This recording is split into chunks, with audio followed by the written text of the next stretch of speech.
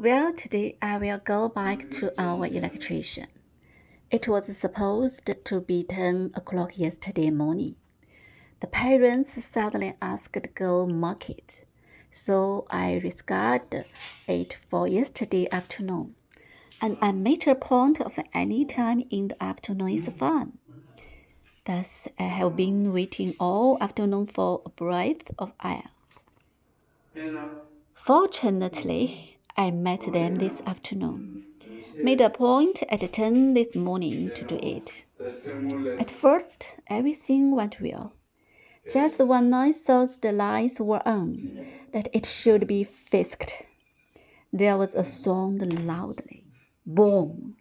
And the lid of switch was blown off. I did not see that coming. I don't know what to say. But their service attitude was very good.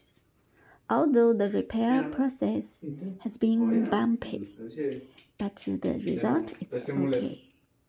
Yes, it just came to me. They do not have electricians